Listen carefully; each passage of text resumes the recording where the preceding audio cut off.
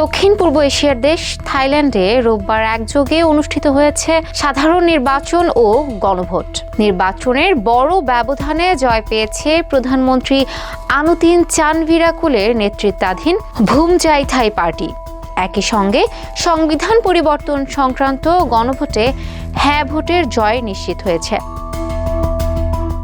গত ডিসেম্বরে সীমান্ত সংঘাতকে কেন্দ্র করে সাধারণ নির্বাচন ঘোষণা করেন প্রধানমন্ত্রী আনুতিন চানভিরাকুল। নির্বাচনের আগে তার দল এককভাবে সংখ্যাগরিষ্ঠতা পাবে কি না সে বিষয়ে অনিশ্চয়তা থাকলেও প্রাথমিক ফলাফলে স্পষ্ট ব্যবধানে এগিয়ে রয়েছে ভুমজাইথাই পার্টি।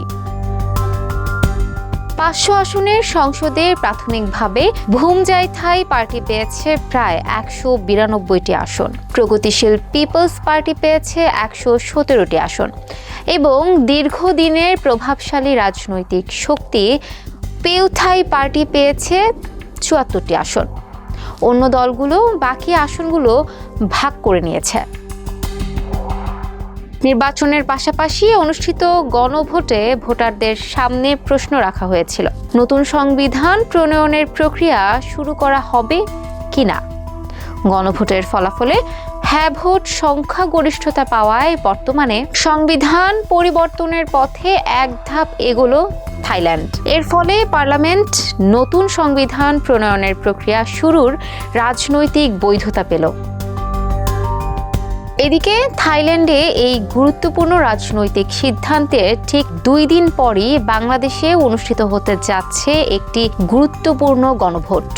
রাজনৈতিক সংস্কার ও শাসন ব্যবস্থার ভবিষ্যৎ নির্ধারণে এই গণভোটকে ঘিরে দেশ জুড়ে আলোচনা চলছে।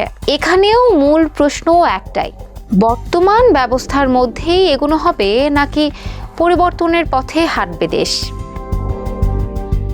বিশ্লেষকদের মতে থাইল্যান্ডের গণভোটে হ্যাঁ ফলাফল বাংলাদেশের জন্য একটি তাৎপর্যপূর্ণ দৃষ্টান্ত। থাইল্যান্ডে ভুমজাইথাই পার্টির বড় জয় এবং সংবিধান পরিবর্তনের পক্ষে জনরায় দেশটির রাজনীতিতে একটি গুরুত্বপূর্ণ মোড় তৈরি করেছে। বাংলাদেশেও আসন্ন গণভোটে জনগণ কী রায় দেয় তার উপর নির্ভর করবে দেশের রাজনৈতিক ভবিষ্যৎ ও সংস্কারের দিক নির্দেশনা। দেশ বিদেশের বিভিন্ন তথ্য জানতে চোখ রাখুন ক্যাম্পাস টাইমসের ফেসবুক পেজ এবং ইউটিউব চ্যানেলে।